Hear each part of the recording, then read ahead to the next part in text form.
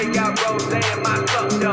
Started climbing my pole, she got me locked in on cup, yo. Cocaine in my nose, say, got rose in my cup, yo. Started climbing my pole, she got me locked in on cup, yo.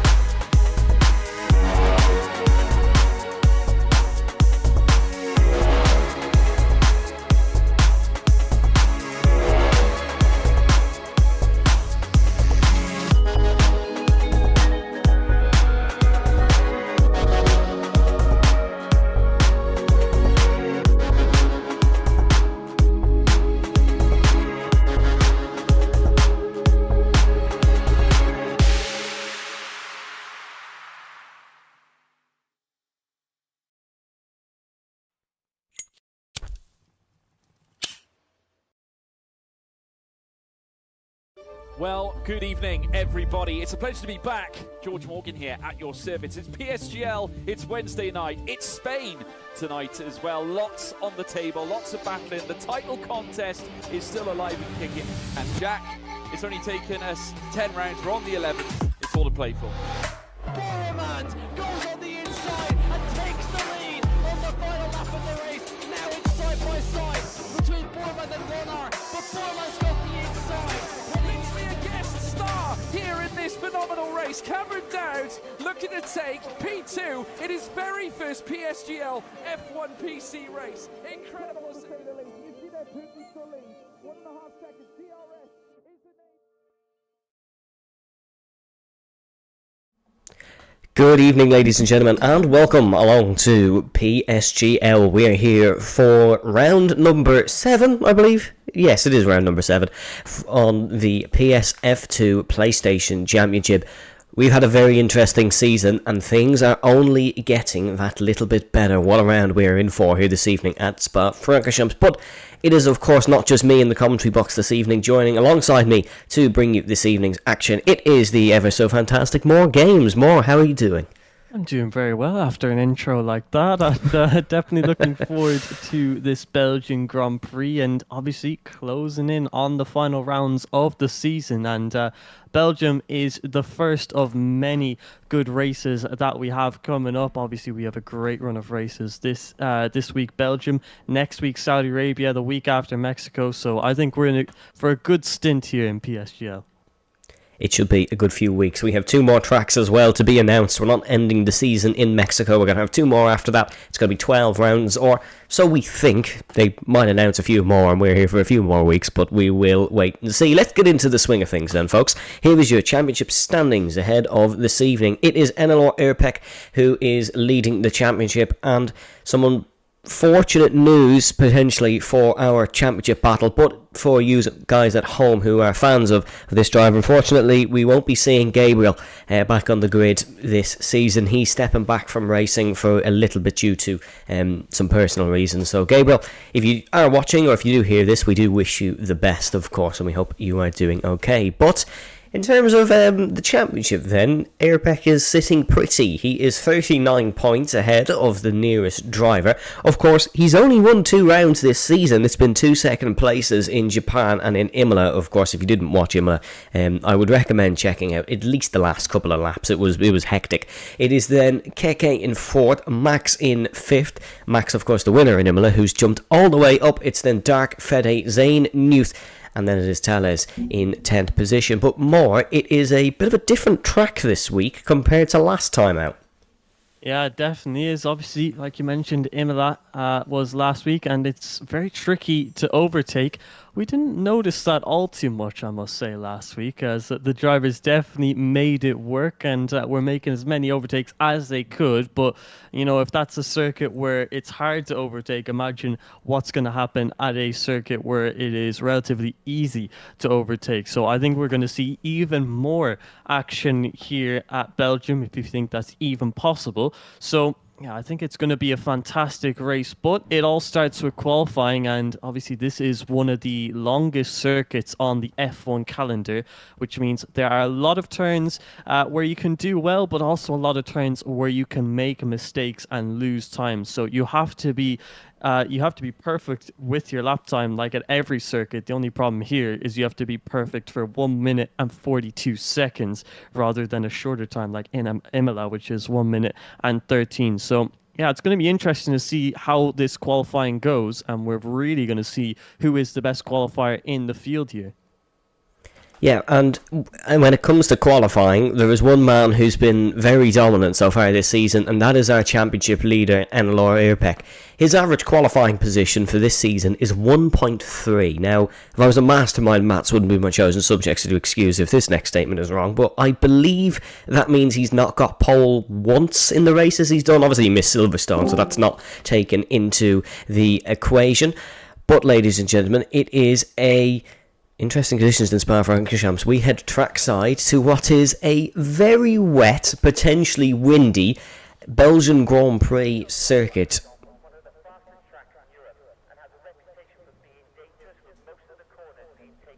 As unfortunately we seem to be having some issues with the Discord at the moment. I'm not sure if you heard the same noise I did where we left and joined, but I'm not sure if it's an issue on my end or an issue on Moore's end, but hopefully we can resolve it quickly. But we will, if everything's okay on the broadcast, do let us know, of course, in the stream chat. I had the chat open, so we'll be keeping a close eye on that. But as far as qualifying goes, we are getting underway. I believe it is the extreme wet tyres that are being used by these drivers, and yeah, you can see there Mal confirming that. If it was anything other than the extreme wets, I would question the sanity of some of these league racers. But it is Mal who comes ahead on track first. Moore, is everything okay? Can we hear you again? Yeah, I think it is. I think there we go. Yeah, you're back. Going on with my headphones there, but I think we're all good now, which should be fine. But yeah, first drivers now coming out onto circuit, and very, very interesting. A full wet condition qualifying session, and you don't see these too often. And we'll scratch what I said about being perfect for 1 minute and 40 seconds. Now you have to be perfect for 1 minute and 55 seconds. That's how much time the wet tires add to your lap time. So this makes an already difficult circuit, an already a circuit that's easy to make mistakes on, to go wide, to invalidate, to spin out, and now you throw a bunch of water onto the circuit and these drivers are going to struggle even more. So now we're really going to see who is the best qualifier, who can come out even when the conditions are changeable, even when everything is out of your favor. Can you still go in and put a good lap time? I'll definitely be looking forward to see who can actually be in that potential for pole position. But obviously it's early days, no one said lap time yet, but if you had to think about who might be contending for that pole position, who do you think in this grid could be up there today? Well, there was one driver when we had a wet race in Silverstone, and that was not the Red Bull that we were looking at. It's the other one. It's Tales, who was up there for the majority of the time with Gabriel.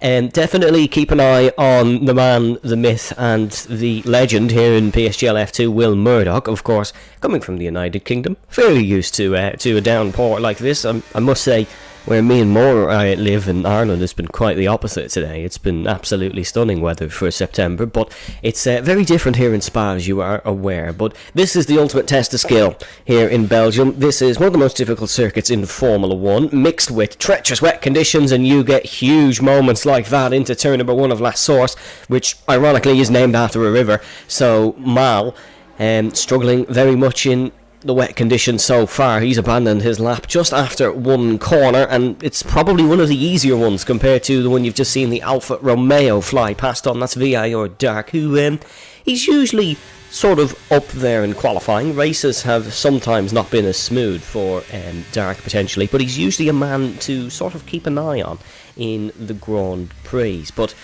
let's see then. how this one goes. As more, I'm going to assume you've just seen what the boss himself has said in the YouTube chat. Yeah, my internet there, that's why my microphone cutting out, just couldn't handle me tweeting, but it's all worth it because we're going to see all the more games fans, which I'm sure there's definitely plenty of, trust me, they're all going to come flowing in now, so definitely worth it. But yeah, drivers now out on their laps, and like you said, Mal, a bit of struggle into turn number 1, but he's now into the middle sector of the lap time, and this is where it can get really tricky. You want to go aggressive on those curbs, but you also need to be wary that they are the wettest part of the circuit, and very, very easy to spin the wheels, lock up a tire, and lose the car. But navigates that pretty nicely, does Mal in the Red Bull. So he's just going to continue on this straight now, and just one more braking zone, and that is going to be the bus stop chicane, and probably going to be the turn where we see the most lockups, not only in the dry but also here in the wet, where lockups are that bit more common.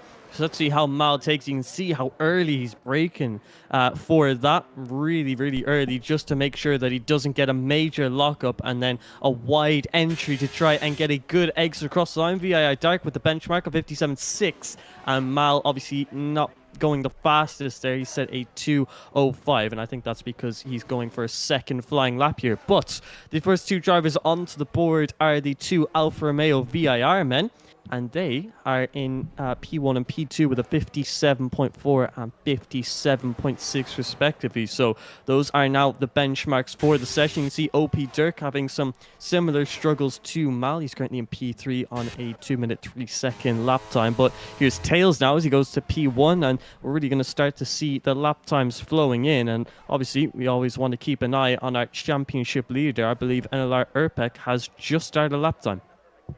Yeah, he has. He's heading up towards Eau Rouge and Radillon, and yeah, just bottling the car through there. But look, it's very good from Airpeck, and we know he's got talent in that monocoque. But in terms of the Alfa Romeos, it is role reversal to what the season has been. Usually Dark is the man out qualifying Skyline on a frequent basis, but Skyline goes a bit quicker. But look, take these times really with a pinch of salt, because they're either going to get worse or they're going to get quicker, because there is a lot of drivers on different sequences here in this circuit. That's OP Johan who goes to the top for Scuderia Ferrari, of course still in the Ferrari Monza livery. It was a very different day at Monza compared to here at Spa-Francorchamps. Next man across the line is going to be Max van der Geest, but he's not currently on a time. Newth has invalidated his best effort so far, so unfortunately he's not going to put a time in. So we're going to take a look at Shazoo Macho, who's heading through Blanchimont and in towards the bus stop chicane, braking for the right-hander, and you can see that's not gone too well. That's a lock of the rears that he has spun that way. He's completely locked the rear tyres and spun it in these wet conditions. And look, when you make a mistake like that in the dry, sometimes it can be salvageable. Yeah, unfortunately you don't stand a chance in the wet conditions in saving that one. Dirk has not really found much more time. He's 4.6 seconds down, which would incline to me that he's backed off. Max van der Geest battling it up through Eau Rouge and Radillon. No, not a proper time once again. He goes to 8. Let's take a look at our championship leader then, who's heading through Blanchimont and down towards this bus stop chicane. This is where we saw the mistake come in for a few, and you can see Airpeck just slamming on the rear brakes to get that car rotated round. It's a tactic some of the drivers like to use, and of course we're one of the no assist tiers here, so they will probably try to utilise that, especially if we had a Monaco race. Airpeck goes to 4th with that lap, but Tellez improves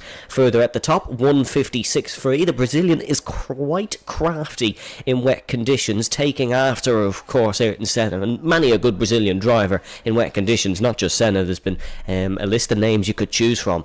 Baki in 6th position as well, good lap from him. He's been a high flyer in the races where he's done well. It's been high or low really for Baki. That's a great lap from Diogo Silva though for the Alpine. We just saw the end of that coming to the checkered flag, and Diogo Silva goes to 3rd, but Johan beats it, goes top. Great job from Johan, and it looks like Tails and the Outplayed Racing Man are currently the two main contenders in this session, but obviously that's all up for debate as the drivers just trying to get used to the conditions. You can see a lot of drivers doing multiple laps on one set of tyres. That's just getting the fuel loads heavy and obviously doing as many laps as you can early on in the session. One, because the tires don't wear too much, although I do believe on this F123 game, the wet tires are a lot more susceptible to wear than they were on previous games. But also, you need to get that practice in, because I know most league racers do most of their practice in the dry conditions, and obviously it's because you always expect the dry conditions. It's the most common out of the two. So whenever you get these wet conditions and a bit of a curveball, you have to adapt and get used to them as quickly as possible. And that's why we're seeing so much running in this early part of the session, and probably why we'll see faster laps later on. So anyone who's in the midfield now could definitely shoot up later on in the session. But at the early stage, Johan and Tails are definitely looking very good. And OP Noose has also popped himself into the top 3, although that didn't last, because we have Fede in what is now P4, because Erpek has stolen away P2. So we have 2 new arrivals in the top 5 after getting better lap times. And in fact, NLR Erpek just 5 1,000ths away from that provisional pole time. So very, very close between the two of them currently, as NLR Keke pops himself into the top 4. But currently, looking a little bit further behind, we have Max van der Geest covers, and also Nick Liope without lap times in the session, and with 7 minutes and 44 seconds to go. That's definitely not what you want to see. And they're not the only guys. Obviously, you have Parnell Racing Noel in P17, not with a representative lap time. That's the same for Mal and Dirk as well. So those guys definitely need to get a move on and try to set some decent lap times. And one more thing I'd love to mention, I've just noticed it almost escaped me, but the PSGL PlayStation F2 legend has returned. It's Will Murdoch in the Alpine, currently down in P12, and definitely great to see him racing again. Speaking of PSGL F2 legends, you will certainly be aware of the... Oh, hold on that thought for a second. We saw Max van der Geest spin heading through the Couve Paul Frere. We've just seen Keke have a spin. Where is that exactly? That is on the entrance of the X curve. So just on the exit of the Bruxelles hairpin at turn 10. Yeah, in towards turn number 11. Not quite where Lance Stroll had his moment in Formula 1. But yeah, just around that reference point.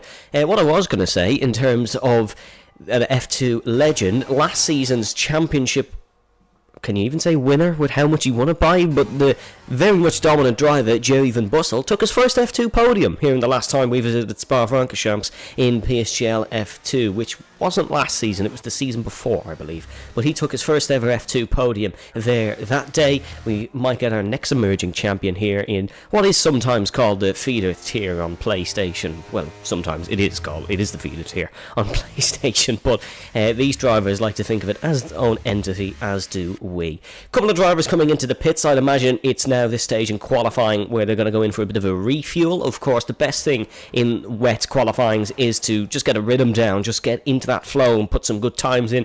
G-League Ethan goes to 12th now. He's 0.8 of a second off pole. And to be fair, having 12 drivers within a second in extreme wet conditions around Spa-Francorchamps is not the worst in the world. It's not something to complain about, especially when the top 2 drivers are separated by 0.005 of a second. Airpec, once again, being exceptionally close to another driver, but it's not his teammate Gabriel this time. It's the Ferrari of Johan, who's looked very strong all session. Yeah, he definitely has, and that 56.153, still the top time in the session, but still very close between himself and Erpek. He's now actually coming out of the pit lane, and with 5 minutes and 10 seconds to go, you would assume this will be the last time that he leaves the pit lane, so he'll probably do 2 more flying laps, and then that will be it for him. Unlike Erpek, Tails and Keke, though, they're waiting a little bit longer, just hoping that the track dries out that little bit more, as a bit more of a dry line emerges. Obviously, with all these drivers running on the circuit, there might not be a great dry line, but a little one will begin to emerge the longer you wait in the sessions. That's why a couple of those guys still in the pit lane, but it is the final stage of the session. This is where pole position is decided, and still those bottom 2 guys, Max van der Geest and Nick Leope, without lap times. Really not good news for them, as I do believe OP Covers just finished a lap time to put himself into P7. He'll be bringing himself back to the pit lane so that he can get a new set of wets and set his final lap time of the session. But the top 5 currently, Johan, Urpek, Tails, Keke and Bede, and all within 4/10 of one another. And Nuth is also within that 4/10 margin. So it's good to see that even in the wet conditions, even with a lap time that's 1 minute 56 seconds, the margins are always fine in Formula 1 and also PlayStation F2. So I'm really looking forward to this battle and this shootout for pole position. And if I had to guess who's going to get it, I mean, it has to be Urpek. He's so close already. He's the championship leader. He's got to be one of the best in PSF2 and maybe one of the best ever in PSF2. I mean, he's a fantastic driver, but at this late stage of the session, now that we know what kind of lap times these guys are setting, who do you think is going to take it?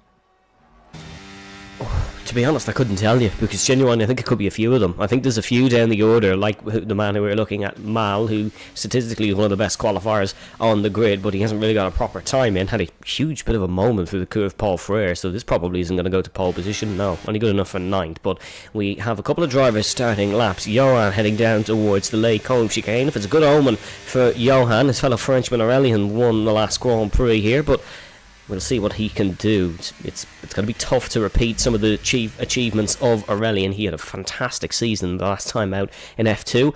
I can't remember if it was me or you that covered it more, but I know it was one of us who commentated on that season. There goes OP Dirk to the top for McLaren. The first man in the 55s, actually. 155.9 for Dirk. Johan slightly improving in the first sector, but we will get a more accurate representation as he heads down towards the campus chicane. 2 minutes and 25 to go in qualifying, so if they make a mistake now on their lap, there is still time to have another one, especially if you are Johan or Irpek, who is just getting on his way as well, heading down towards La Source. Further down the order, let's take a look at some of these drivers as Covers invalidated a lap heading in towards the bus stop. Fede's just started his run, so that's his Aston Martin teammate Zane who's coming across the timing beam, and he's going to break the beam and see what he can do. Nicolope improving by 1.6 seconds in towards the middle sector. Some slight lag into the bus stop. That's just unfortunately internet issues. That's not anything that's wrong with Nicolope's car. There's confirmation that there's nothing wrong with Nicolope's car. That's the quickest we've seen so far in the session.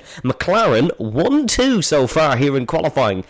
Here comes Johan though, heading through the final couple of corners, not tracking for pole as of now, is tracking for second. He's going to take it though, 155.6, track ramping up certainly. We just got into the 55s, we're about halfway through them now. There goes Max van der Geest, last week's winner, took his first ever F2 win after being promoted from F8, and he goes on provisional pole position. Keep an eye on this man though, LLR Irpek. He is a force to be reckoned with in this tier, as you're all well aware if you are frequent viewers of this, but he is a force to be reckoned with. Tales as well is improving by 9/10 of a second. So far, that's going to put him on top, but we need to wait and see. He could easily make a mistake into this bus stop, and there we go. Could easily make a mistake, has made a mistake. The Brazilian has just overcooked it completely into that corner. He's going to have to completely reset the mind almost instantly and go again, but this is a very exciting end to qualifying. 45 seconds to go. Max has invalidated his next lap. He's done here in qualifying. That is absolutely amazing to see. Max van der Geest, Nick Leope, the two drivers who did not have lap time set, and their very first lap times, they're both into the top 3 positions, with Max van der Geest on provisional pole position. That is fantastic to see from the both of them. Enelai Irpek across the line, he does improve by 3.5 tenths. Sadly though, I don't think that improved his position. He does have enough time to go for one more lap time, and that's exactly what he'll do. Nick Leope has actually spun in the final sector of the lap time, so that is going to be the end of his session. Let's see if we can find someone else going on a lap. I believe that's a Ferrari. I'm tracking well to finish up. Sorry.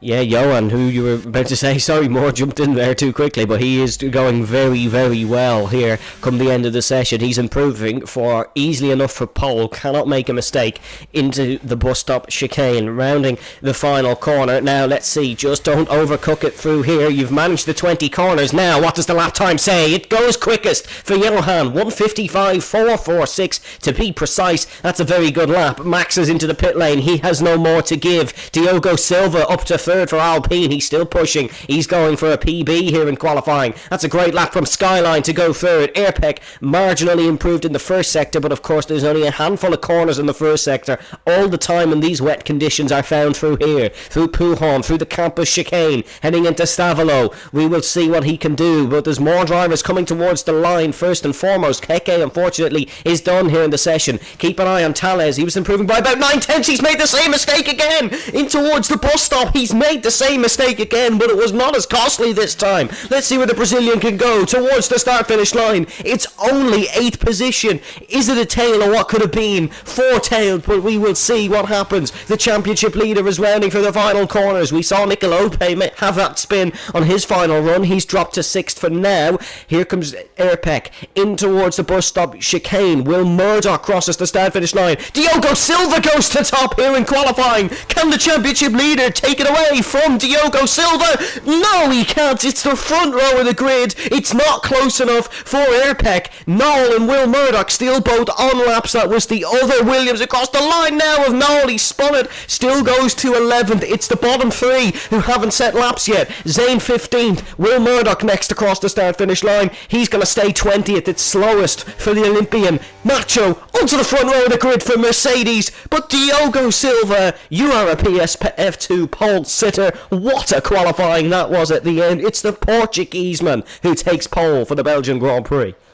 Diogo Silva, what a fantastic performance. His first pole in PSF2, and what a pole it was, beating Macho, who from the very back of the grid shoots all the way up to the front row, beating him by just 23 one-thousandths of a second to secure that first spot on the grid. Fantastic stuff. What an end to this qualifying session here in the full wet conditions. It's NLR Erpek, our championship leader, though. He starts on the second row of the field in P3. Came close to that pole position in the end, but he finishes P3 at the end of it all. Macho right there behind Diogo Silva. So fine between the two of them. But further down we have Johan and Max van der Geest, the two OP guys right beside each other on the grid, with Skyline in P6. On the fourth row it's Fede and Keke, Nick Leope and Dirk on the fifth, with Tails and Null on the sixth. We have Dark and Nuth, the two Germans, on the seventh, with Mal and Zane on the eighth, Baki and Ethan on the ninth, and at the final row of the field, OP covers and the man, the myth, the legend, Will Murdoch. He'll be starting at the back of the grid. Maybe we'll even see a last to first from him. Folks, the Belgian Grand Prix is coming up after a brief word from our title sponsors, GT Omega.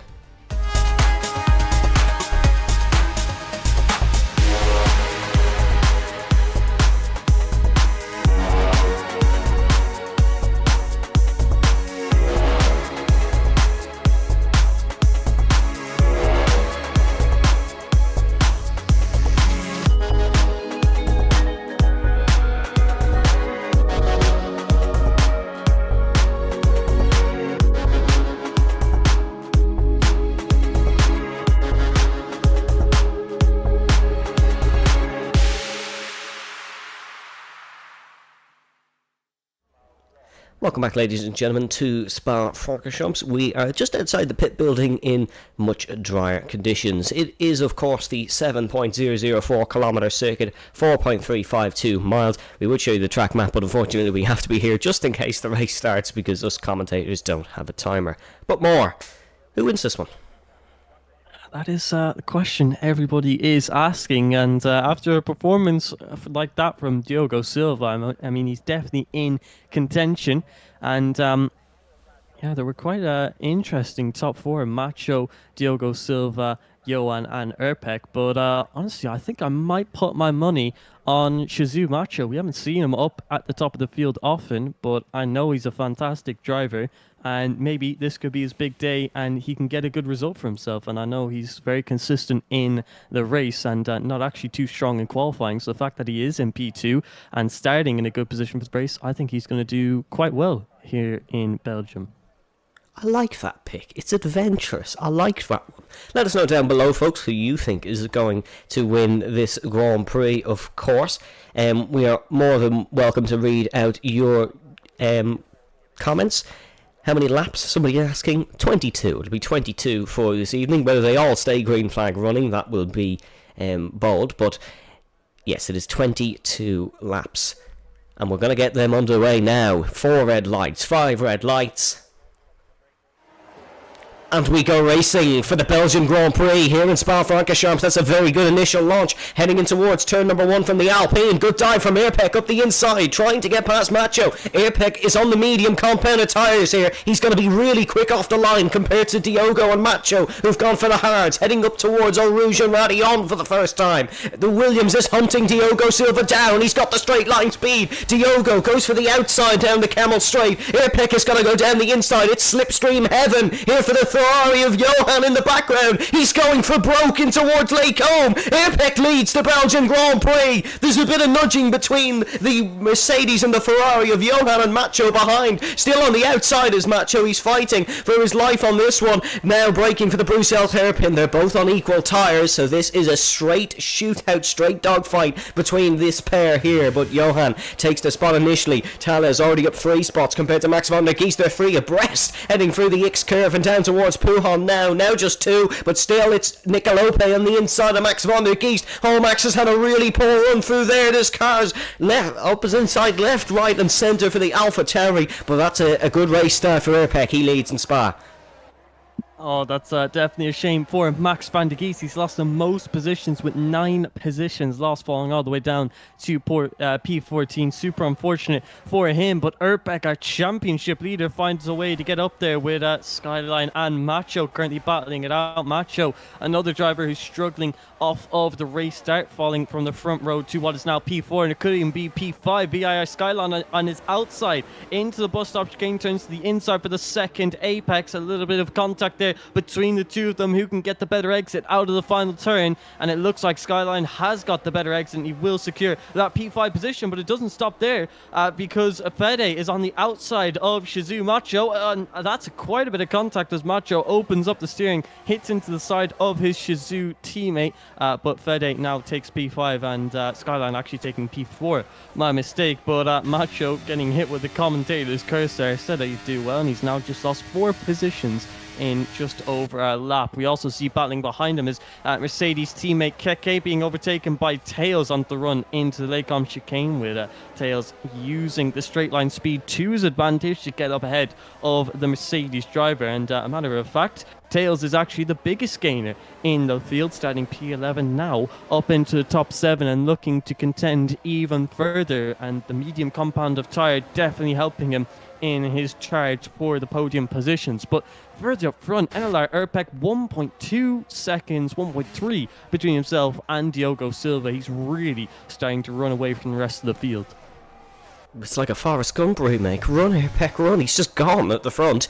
The medium's definitely the better tyre, but Airpeck he's gone here. I think he's running better straight line speed, which would make you inclined to think that Diogo Silva potentially ran a wet setup, hence the pole position. But look, we will wait and see. There's battling in the background. Here comes Fede and Skyline in towards Blanchimont corner. Fede trying it round the outside. He's actually not even going to have to be alongside in towards Blanchimont, because he got that one done on the mediums. Same tyre as Airpeck, of course, so we do expect him to be that tad bit quicker. Skyline looking to try and win that spot back into the bus stop. That's no joy there. Noel is losing positions. What's happened to him? It seems like it's all okay. It was just sort of a natural loss of positions. Unfortunately, there was a bit of desync there with Nicolope, and Covers leaves the session as well. Zane, big dive up the inside of Noel. He's got that one done.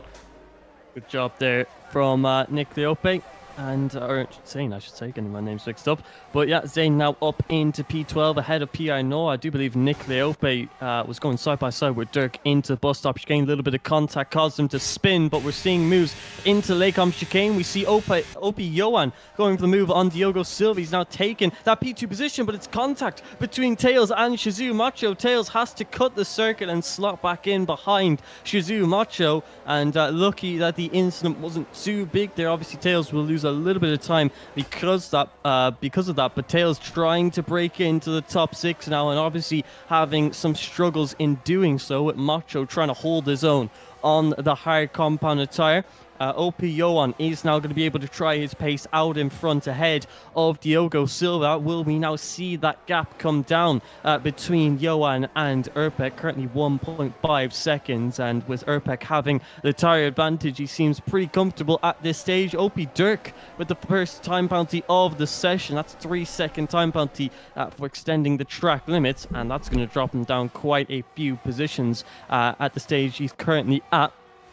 But in P9, and definitely really unfortunate for him to get that, although I'm sure we'll see a couple more of 3-second time penalties come the end of the race. But at the front, that gap is actually extending. It's now up to 1.6, 1.7 seconds between Erpek and Johan. So even with Johan ahead of Diogo Silva, Erpek is not faltering.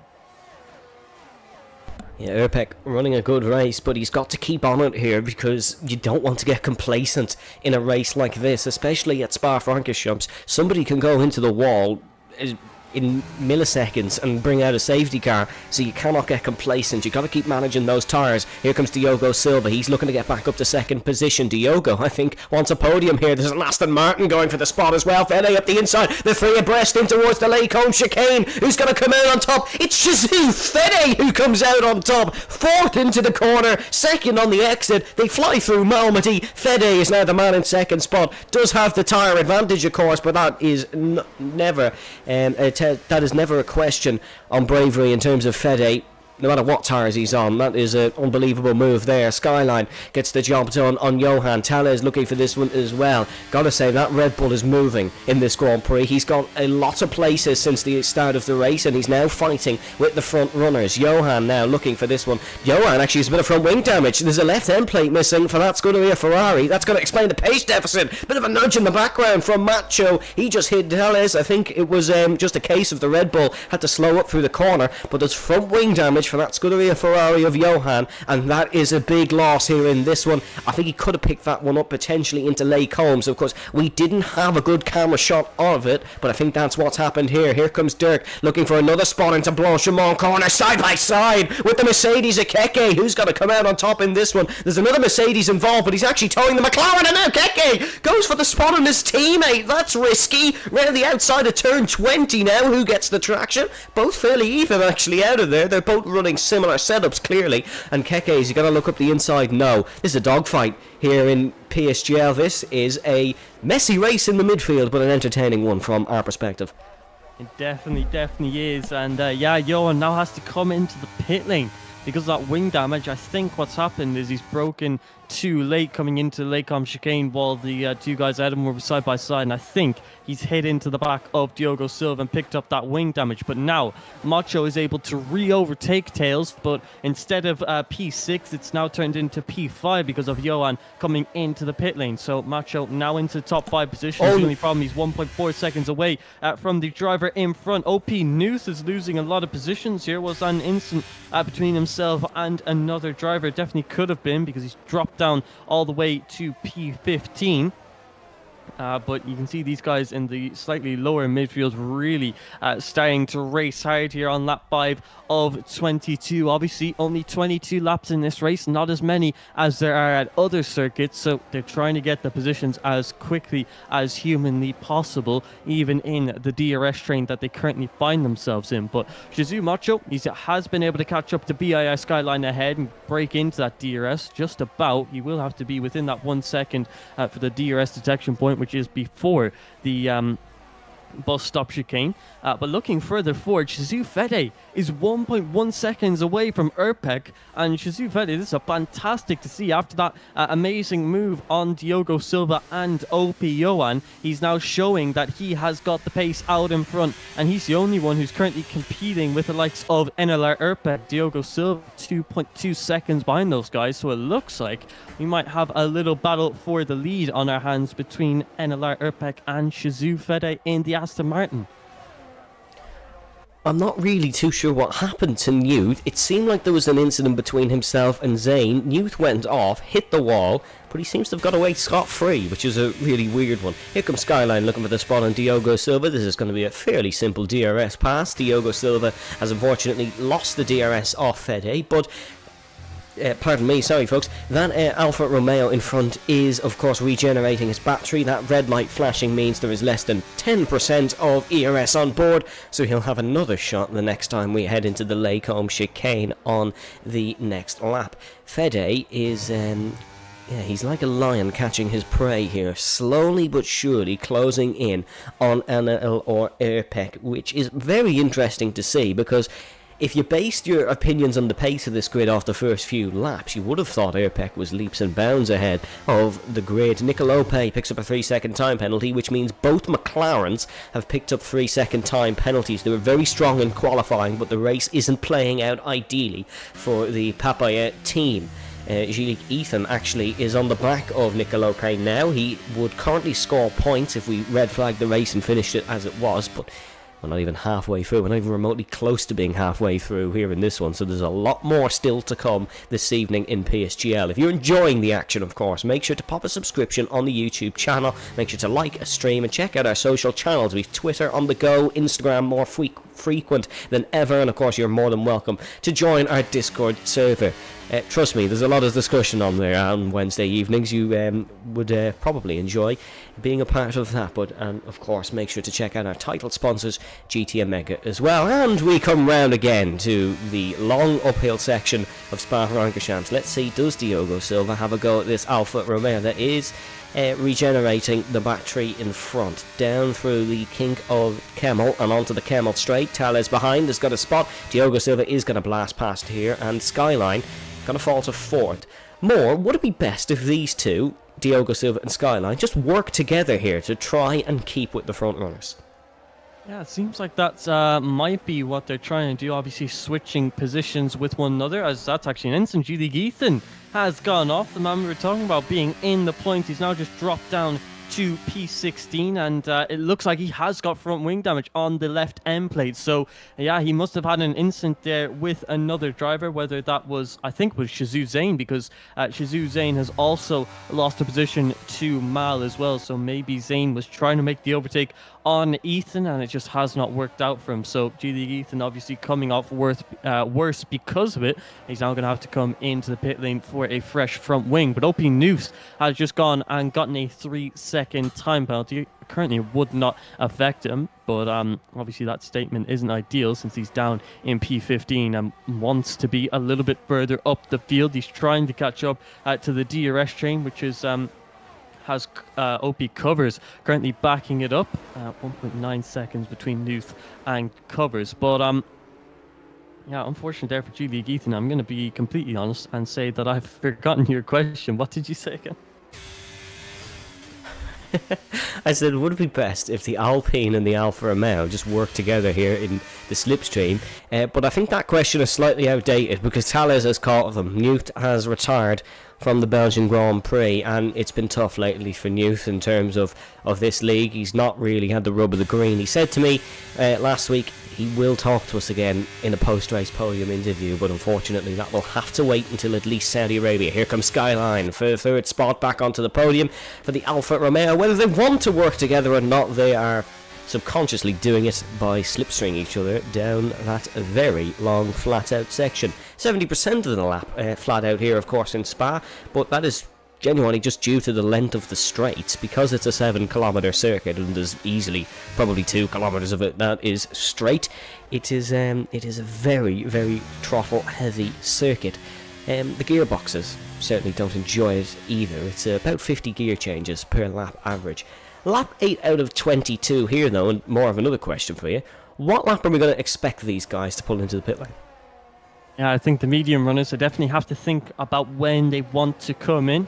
Currently a slight bit of overcast, so we might see rain like we did not only in qualifying but also Imola last week. But it has been this amount of overcast for most of the race, so we probably won't see rain. And if we don't, you can expect the medium runners, they definitely want to be coming in around the halfway point of lap 11. If they want to stretch it, I think we might see an undercut on 2 on lap 10, maybe even lap 9 if they really want to go for it. But I think lap 11 we're going to see a lot lot of the medium runners come in, and also probably some of the hard runners as well. They might wait one more lap or two to come in for their mediums, so just so that they have slightly fresher tires. But yeah, I think you want to do half the race on the mediums, half on the hards. So we're seeing the pit window coming up quite soon, and that is going to change a lot about what's happening in this race. Obviously, Fede could get into the DRS of Erpek. Skyline could catch up to the two of them. People in the midfield could make up a lot of positions. We're going to seeing Diogo Silva make up a position. It's not just him, because Tails has just gone up the inside into the Lake Chicane. He finally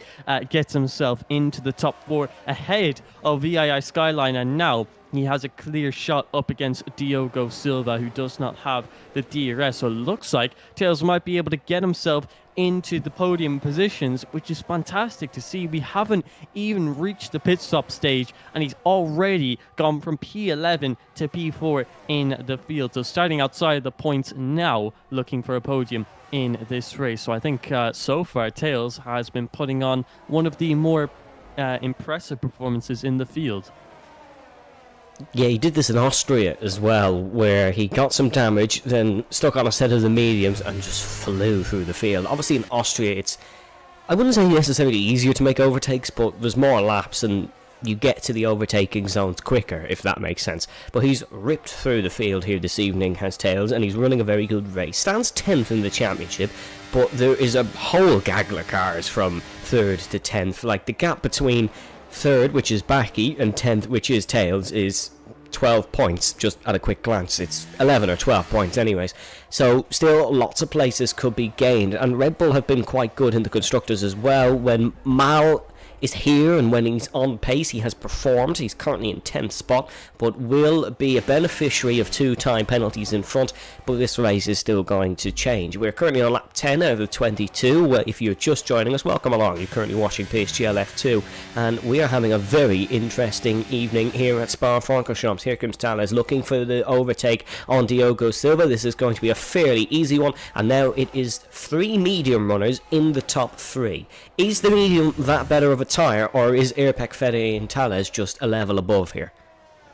Yeah, I think they used the medium at the early stage to their advantage so that they could break away from everyone else. And once you lose that DRS and you start battling with other people, that is where you start to lose a lot of time. So that's how that 3-second gap has developed. And you'd actually think that the mediums are going to be a bit worse off now. So it's great to see that Tails has still made the move on Diogo Silva and promoted himself into the podium positions, but he has just had a slide into the previous right-hander there, so that's definitely an indication of tyre wear, maybe just a small rear lockup for him. But yeah, that gap has definitely developed between himself and Fede. And Fede, actually, he's been pushing for so long. He was within the 9/10ths through the middle sector, but this is the detection point coming up now, and he is not within that 1 second gap. So he's just missed out on DRS, I believe, by 67 1,000ths of a second. So he's getting closer and closer, but his ERS levels are super low. And that's actually VIR Skyline. I thought he had made a mistake. No, he's coming into the pit lane. So there you go. That's why everyone wants to be on the mediums for as long as they can, and Skyline is the first man on the undercut on lap 10. So he's the first man in the pit lane. He's not the only one. Shazoo Macho is also into the boxes, and now they are on the medium compound tires, which means they are amongst the drivers who will be stronger in the second half of the Grand Prix rather than the first. We'll definitely have to keep an eye on them, because with them now boxing, you assume quite a few people are going to begin to react to that. Here comes Nicolope looking up the inside of Noel. Yeah, that's an easy move in the end for Nicolope. Looked a lot closer when they were coming down the straight. No, I'm going to try fight this one back. No, unfortunately not going to be able to get it. The medium's hard, just performing way better in all aspects to this Grand Prix. No, has to break earlier for the Bruxelles hairpin. The two Hasses swapped around in the main straight as well. Topi covers in 11th and Baki is in 12th position. That is the swap around there for them two. But up the front, 0.5 of a second is the gap. This is the closest it's been since lights out on the opening lap heading in towards La Source. Erpek just leaped away at the front. Fede has charged down the Williams in his Aston Martin, and he's looking very good at maybe challenging for the race lead here. They're lapping about 1.5 seconds off their personal bests, which is usually an indication that the tyres are gone. Let's see when we come up to the pit lane here. Is one or the other going to pit? Surely if you're Fede, you're going to try something different, or do you just stick to the status quo and hope that you can pass them on raw pace? Okay, both stay out, both fancy the mediums for a little bit longer, because just remember here, folks, in this Grand Prix, these guys have to run the hard tyre, or they could wait for the soft, theoretically, but it's more likely than not they're going to go for the hard tyre. And the others will be on the medium. So this one is nowhere near over. Here comes Zane. Is he, or Fede, apologies. Is he going to have a look maybe down the Camel Straight? Fua Rouge, ready on, passing the grandstands on the left and right hand sides. Here comes the Aston Martin, tucked into the slipstream, not quite using his battery. Doesn't really have enough to deploy. And Airpeck is pulling away on the straights here. So I think we know who is better in a straight line, because there was minimal, if not anything, gained by Fede in a straight line, as Max sets the fastest lap of the Grand Prix, 44.7. Yeah, maybe that's Fede running a wet setup there. Also, might have been a reason why he did so well in qualifying. But we're now seeing battles with the guys who have boxed. Diogo Silva has just overtaken OP Johan.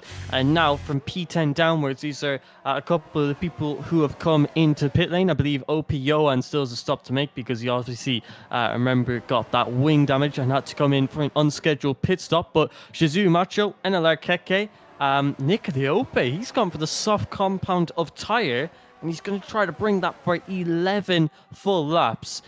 Was that the right choice from Nick Leope? I'm going to be fully honest, I don't think so at all. Unless there's rain coming or something like that, the softs will 100% not make it until the end of the Grand Prix. So maybe hoping on a safety car, maybe going for a two-stop. We'll see how that strategy develops. But from P10 to P14, these are all the people who've come into the pit lane, and then OP Johan has been shuffled into there as well. Skyline is attempting to pull away from the likes of Diogo Silva, and we're also seeing more people come into the pit lane. Mal is actually the only one, so these medium runners still out after 12 laps of running on the mediums. So obviously the mediums are a lot more durable than I first thought. More? Is that rain I see? Is that a bit of rain potentially heading through the bus stop chicane? I'm not too sure, but I thought I saw a bit of rain there. We'll wait and see though. Usually I always just see rain around Spa-Francorchamps. Of course it is the region of Belgium that does get the most wet weather, but we will wait and see. Skyline here has Diogo Silva behind him, but further up the field, Noel passes Zane. Maybe finally, the hard tyre is the better one, because Noel overtakes Zane for 5th position. Zane down to 6th now. Nick Leope has gone for the softs, which would make me think that we could have rain on the horizon. It would put Johan back into play as well, of course, because everybody would have to make one more pit stop. But could that potentially be a sufficient reason for why these guys are staying out so long in the mediums? Yeah, it definitely would be. Obviously, 12 laps on the mediums is very interesting, and the hards are definitely more capable at this stage. But you have to ask, why did the hard runners come in for the mediums if they expect rain? Maybe they think it's a lot further out than the guys ahead of them. Maybe the top three just praying that their tires will last. But it's been overcast all day. The threat of rain has been a constant threat. It's always been there in this race. It's just been looming over us. It's never hit, but now in the second half of the race it is entirely possible. If it's not possible though, then the top three are definitely in a very, very bad position, because they are about to begin to lose a lot of time to the likes of Skyline, Diogo Silva, Keke and Macho. So we're now seeing Shizu Zane come into the pit lane, so maybe he's confident that we won't be seeing rain unless he goes to the softs, which he does. He goes for the soft compound tires, so maybe rain is inbound, or maybe the top three want to go into the softs. To be complete, these last 8 laps are going to be super interesting to see exactly how this race unfolds.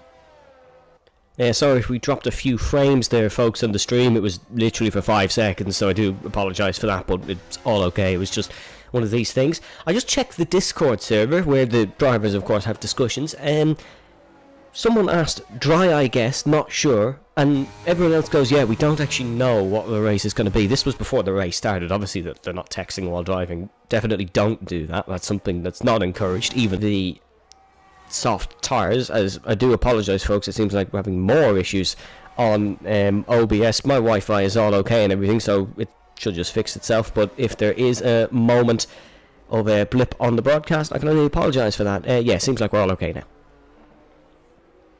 Yeah, so strategy definitely looking interesting at this stage. At 15 of 22, and we see one more person coming into the pit lane. So we're slowly seeing more people come into the boxes, but not too many at a time. OP covers, he's pulled the triggers, he decided it's not worth staying out, and he goes to soft compound tires. So it seems like the ideal strategy is actually a medium soft, and the likes of Diogo Silva and Skyline and all of them have decided to go for the alternate strategy of a hard medium, which is obviously the safer strategy, as less likely to get a puncture. So yeah, Urpek, Fede and Tails just trying to stretch those tires as far as they will possibly go. They can't have many more laps left in them, maybe one or two, as we actually see Skyline going for the move on Diogo Silva into the late corner chicane. Diogo Silva is not going to fight that one. And like they were earlier on in the race, they're going to begin to work together with the power of DRS so they can continue to gain to our race leaders. And speaking of our race leaders, the gap between Skyline and NLR Urpek is 11.7 seconds. So if Urpek and the likes go on to the soft compound tires, they're going to not only have to gain positions, but also time. You can see Skyline's made a mistake on the exit Puon, and rain has just hit. We've just seen a flash of rain, which means obviously the guys who've come onto the softs, they decided they didn't want to be too risky, but the likes of OP Covers has come in at just the wrong time, because now it is beginning to rain, and Urpek, Fede and Tails are now in a great position so long as their tires don't explode in the next few laps. Yep, it's now started raining. Don't ask me what I saw earlier, because the rain is now just coming down here in Spa-Francorchamps. Keke now trying to go around the outside of Skyline. Skyline maybe having an issue or two here. He's lost a handful of spaces, but of course if there was no rain, it would have probably been a straight fight between Diogo Silva, Skyline, and then Airpack and Fede trying to claw through the field. But this rain might not get bad enough for a set of intermediates. It's very, very light at the time being, but of course the beauty, and sometimes anything but the beauty, of Spa-Francorchamps is it can be raining at one side of the circuit and not at the other, because we're here in the Ardennes region of Belgium. It rained, of course, in the Belgian Grand Prix, this is in real Formula 1, for 20 years straight, so it's definitely a Grand Prix that is used to a bit of a downpour. Dark sets the fastest lap of the Grand Prix, 1:43.335. Johann's gone for the intermediates, meaning we do have a hypothetical delta to base our theories off. Of course, it's very like Imola, this. We had rain near the end of the Italian Grand Prix last week. We have rain near the end of the Belgian Grand Prix this week. And once again, it's the Williams of Airpec who has an awful lot to lose from this. Yeah, it definitely is, but currently he's in a good position, but like you said, so much to lose if those tires do get a puncture, and they definitely have the risk of getting a puncture, surely. Now that we're so far into the Grand Prix, we actually see Baki, Skyline and Macho. That's a battle for PA in the field, but Urpek just needs to hang on to those tires for a little bit longer. If he can get to when the rain really starts to hit, then he will be in a prime position to win this Grand Prix, but it's all a question of whether he can make it to that point. Passes, or no, does not pass the pit lane. He's into the boxes for what we can only assume is the intermediate compound tires. So obviously his tires have had enough, and he's not risking it anymore. OP Dirk staying out along with PR Noel, because they're both on the hard compound of tires. But currently that puts Urpek in a very unfortunate position, because it's not wet enough for the inters yet. So everyone else gets to stay out for one more lap on the right set of tires. We saw a man win in the wet on the slicks last week, and now everybody's trying it this week. No, it's just not wet enough for the intermediates, and the rain has come at a horrible time in this Grand Prix if you were trying to make it last. There's battling here throughout the field, movement between the two Mercedes and Skyline. I've got to tip my hat to the two Mercedes drivers. They've worked excellently together to cut through this field, and now they could potentially score a podium here in PSGL F2. Your effective race leader is Diogo Silva, he took his first pole, did the Portugueseman, here today in Spa-Francorchamps. If he could take his first win, he would be jubilant and celebrating this for God knows how long. But what a win it would be if he could take it. But this isn't simple. There is a long way to go in this race. Not in terms of laps, in terms of mental strength, in terms of driver skill. There is a long way to go here to survive to the end of this Grand Prix. Let's keep an eye on Fede and Tales, and I think you can just about see here how much quicker the slicks are at this point. This is all about when do the intermediates become better than the soft tyres. It's getting heavier here in this middle sector. We head through the Malmedy chicane and in towards Stavelot and the Curve Ball Frere. It is getting heavier, but I still don't think it's Inters just yet. It definitely is not. The track's still very, very dry, and this is literally exactly what we saw in Imola, where for quite a few laps the rain just wasn't picking up. It was still completely fine to be on the slick compound of tyres, and then in the final 2 laps it was time for the Inters, and in that race the man who stayed out on the slick compound of tyres actually went on to win it. So could we see something similar here? It's entirely possible, but the likes of Fede, Baki, Dark, they're all locked into their strategy now. They have to stay on the Inters for the rest of the race, because obviously having a pit stop would just lose them too much time and isn't worth it. So they're praying that this rain really picks up, but if it's anything like Imola, they are in a very poor position in this Grand Prix. Diogo Silva, on the other hand, he's 1.3 seconds ahead of Enel Keke. OP Dirk has a time penalty and also needs to box, whether it be for the softs or the Inters. The man who took his first pole is absolutely flying in Belgium and could even take his first race win in the very same weekend, as Enel Keke continues to lose time to Diogo Silva. I mean, no one could have expected this from the Alpine driver, and this is going to be one of the most stunning performances if he can pull it off in these final 4 laps. 2 debutant winners in 2 weeks is a very good advertisement for how close the racing really is here in PSGL F2. The Secure cars entering Stavelot, they're all so close on the circuit after 18 laps of this ferocious Belgian Grand Prix. Dirk is still trying to hang it out. He has to make a pit stop soon. It's either going to be puncture or disqualification for not serving a mandatory tyre change, but he's got to do his mandatory pit stop. You've got to change to at least a dry or a wet compound, and he's in. Surely this is going to be for the intermediates, because it's heavier than when we saw Airpec pull into the pit lane. So we will wait and see how this one goes. There is movement here in the main straight. Macho and Skyline now starting to battle. They're both on the medium compounded tyres. Keke is slowly clawing in Diogo Silva. Of course, as far as experience goes in conditions like this, Keke certainly has the upper hand. He's won a race this season in Austria. It was a completely different race to this. It was pure just battling left, right and centre of that entire Grand Prix. Keke won a championship last season in PSGL F2 purely based off consistency almost. Of course, that was a bit of a different scenario. Here we go, look at this. Mal gets past Macho, so does Skyline. Mal going to go for Skyline into the comb chicane? No, he isn't. Sits behind, not going to go for it for the time being. It seems like the Slick's still the better tyre. Fede is losing spots on that intermediate. Your previous race leader of Airpec is currently in 9th. 0.6 of a second off OP covers, but he's cutting through the field pretty quickly here. As it stands now, not a wet tyre, but we still have 2.5-ish long, no, 3.5-ish, apologies, I was right the first time, 3.5-ish long laps left of this Belgian Grand Prix.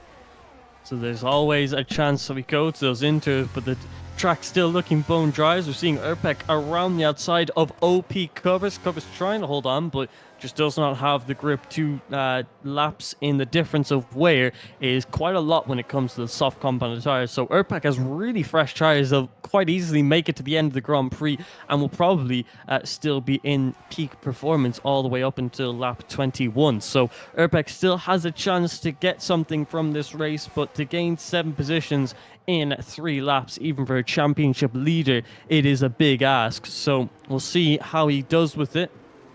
But currently, rain's still not heavy enough, so it's exactly identical to what we saw in Imola. So Fede, OP Dirk, Baki, and also OP Johan, all in very unfortunate positions. But everyone else trying to battle it out for the lead, with Diogo Silva and Keke up in those top 2 positions. And do believe Enela Keke started P8, now battling for the race win. Same with Mal. He started all the way down in P15, I think that is. It's now going to be up to P3 as well, so he's into the podium positions. And Shizu Macho is also trying to get past VIS Skyline, and he does so successfully, getting up ahead into the Lakecom chicane. So Enela Keke and Mal doing fantastic thinking about the position that they started from in this race. So great to see both of them up on the podium, but there are still time penalties in play here. Both Mal and Macho with time penalties, and Nick Leope as well. So technically, VII Skyline is still on the podium in this race, as we actually see Nick Leope losing a position to Enelar Erpek, who's now up into the top 6. So maybe it's still possible that he could get a podium in this race. Yeah, podium definitely possible. Race win, maybe not, but podium definitely on the cards, considering the penalties we have here. He only needs one more spot, effectively, and he's on a much better tyre. We have the end of lap 20, of course. We still have to get through Blanchimont, the bus stop chicane. 21 and 22 to go. Keke is teeing up an overtake on the Portugueseman of Diogo Silva. Of course, if you went off stereotypes, the Finishman is much more suited to these conditions, but look, the weather in this game is not very realistic, hence why we're still probably on the slicks. But the rain has died down to almost an ornamental fountain stream, really, here. It's not actually making much of an effect in this Grand Prix. But Keke, does he go for it now, or does he wait until the final lap of the Grand Prix? Erpek dives up the inside of Skyline. That curb very slippy on the left-hand side. Keke has less ERS than Diogo Silva, actually, so he does have to play his cards right. The DRS still enabled by race control. They've not turned that off. Diogo Silva weaving to the left-hand side. You're only allowed a minimal amount of weaves, of course. He doesn't want to use up the full tank of them, if you so to speak. No move now for the time being. It's going to be a last lap lunge potentially from Keke, but what he's got to be careful of here is he's not on his own. He has Mal behind. An incident between the top two would hand Mal and potentially Erpek a victory here. I wouldn't necessarily count Erpek out of this one just yet.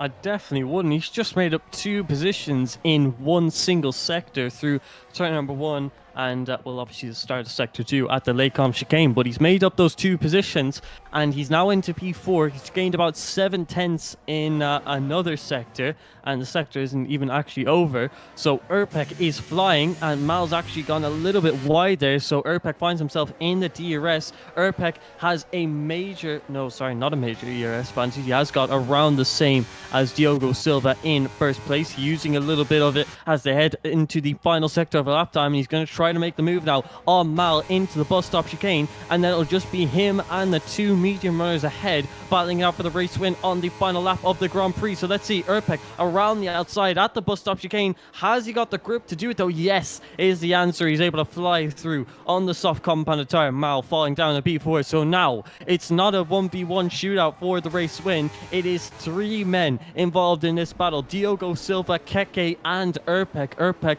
with the soft compounded tires, 5 laps done on them though. Do they still have the grip advantage that you'd expect them to have over the medium compounded tires? We're coming through Radion now onto the DRS straight. Can Keke make this move? Here he comes. A lot of speed heading onto the straight, using the slipstream to his advantage. He goes to that inside line and he makes the move on Diogo Silva. He's up into P1. Diogo Silva does not have many more opportunities to make the move on Enelar Keke, and it's looking like the Mercedes driver might be able to win another Grand Prix in this season. But Enelar Erpek's still there. He's lost a little bit of pace in the middle sector on the soft compounded tire. Can he still catch up to Diogo Silva and get a P2? It's not looking too likely, because that was our final DRS straight of the entire race. So these guys have to possibly go for some unorthodox moves if they want to make up any more positions. And Keke defending that P1 quite nicely for now. Diogo Silva within half a second, but is that going to be close enough? It definitely won't be. Coming into the bus stop chicane, he needs to find something out of this turn. And with NLR Erpek right behind him, he also has to be careful from an attack behind everyone. Spamming that ERS button now down this straight on the run into the bus stop chicane. And it's actually NLR Erpek who is gaining the most on Diogo Silva. Is he going to try to go for a late dive into the bus stop chicane? Diogo defending the inside line. Erpek goes to the outside. He gets squeezed into the apex by Diogo Silva, who just about defends his position. But it's NLR Keke who's going to come across the line to win the Belgian Grand Prix and top off that victory ahead of our pole sitter, winning his second Grand Prix this season, moving himself up into third in the championship standings. What a race that was. NLR Erpek also able to sneak himself up into the podium positions, and amazing top three, amazing race. And it looks like the rain just was not heavy enough, and staying out on the dry tires was in fact the right decision. Great job from NLR Keke. What a great finish to the race. What a quicker stint there at the end from Erpek. That was exceptional on the soft tyres. We thought he might have been down the order with the way the race was going, but he was so fast at the end. Keke, though, he just takes it from Diogo Silva on the last lap in towards Lake Home. I do feel bad for Diogo, because he led the last few laps. That was just... They were really difficult to drive for Diogo in the situation that he was in, because of course that's his first time really leading here at F2. But if you're Diogo Silva, you're still very happy with how that race has turned out. OP Covers takes your in-game driver of the day, but yeah, still a lot of good performances around the field. Here's your podium then. It's Keke out on top for the second time this season. The F3 champion is going to claw a few places back in the drivers' standings because of that. Yeah, very good result for Keke, but he celebrates on top of the podium. Your full race results will be coming up very shortly. Yeah, I mean, that was fantastic from all of the top three. Erpek tried to stay out for that rain, just unfortunately did not work out for him. Had to come in for the soft compound of tyre, but it did actually work out. Not obviously the race win he might have been hoping for, but still, P3, good for him. Extends his lead ahead of NLR Gabriel, who obviously missed this round. And going into the final 4 rounds of the season, Erpek is definitely looking like a strong favourite to win this one, so I'm sure he'll still be very happy with a P3. And actually, NLR Keke started P8 in the field and won the race from there, so amazing that he was able to do that from the position after qualifying. Yeah, absolute excellent result there. We're going to try and get a post-race interview with Keke. We might get Diogo Silva as well. We haven't got Erpek all season, so I highly doubt we will get him. But there are your full race results, ladies and gentlemen. Covers, by the way, 19th to 4th. Very underrated drive. There was a lot that went on in that Grand Prix. But let's see, can we hear from Keke? It would be nice to hear from the now 2-time F2 race winner. It certainly would. He's a 1-time F3 champion. Sent him the message. He is typing. I'll keep you updated on whether we do get an interview from him. Unfortunately, we're not going to get an interview from Keke, which is disappointing. But more, what do we have to look forward to next week? Yeah, next week, Saudi Arabia. It is a street circuit, but not the type of street circuit you might think it is. It's actually quite easy to overtake. In fact, easier than some open circuits. So, 3 DRS zones all in a row. Plenty of laps to battle for. Super flowing circuit, so it should be fun to watch those quick qualifying laps. And yeah, Saudi Arabia is always one to look forward to. I personally, as a commentator, love it, and I know also as a driver, I love it, and many other drivers do like that Saudi Arabian circuit, and I do think it has seen some changes to the curbing, which has made it even nicer to drive. So yeah, Saudi Arabia is a fantastic round 9, and NLR Keke will be very happy going into that. He's now tied with Erpek for the most race wins, obviously being 2. And that should tell you how competitive this division is between all the drivers. So yeah, it's going to be interesting to see, can Keke be battling up there for a race win again? He's finished in the top 5 in what is now the last 4 races, so Keke is on a bit of a roll now. Absolutely excellent. That's all we have time for, unfortunately, ladies and gentlemen. Please join us next week at 7 o'clock, of course, for the Saudi Arabian Grand Prix. It should be a fantastic one. A bit different to Spa, of course, but still a fantastic race. Second longest circuit on the calendar, the longest one this evening, so it will be exciting. From myself, Evan, and from More Games alongside me, thank you very much for watching PSGL F2. Stay safe, stay well. We'll leave you with a word from our title sponsors, GT Omega, and bye-bye.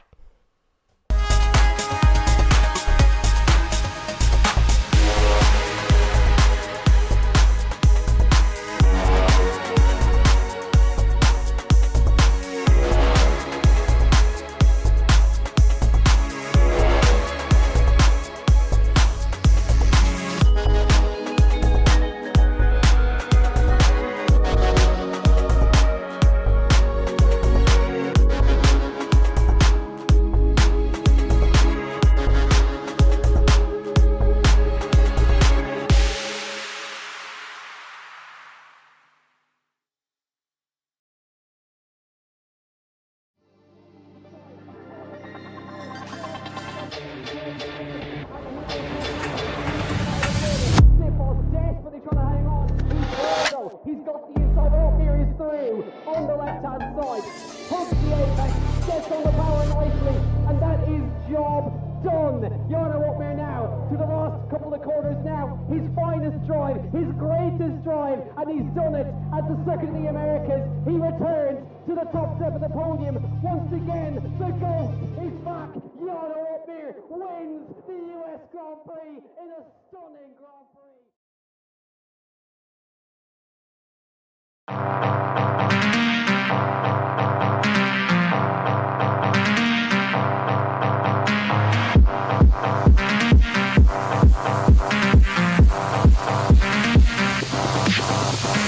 Cocaine in my nose, there got rose in my cup though. Started climbing my pole, she got me locked in on cup though.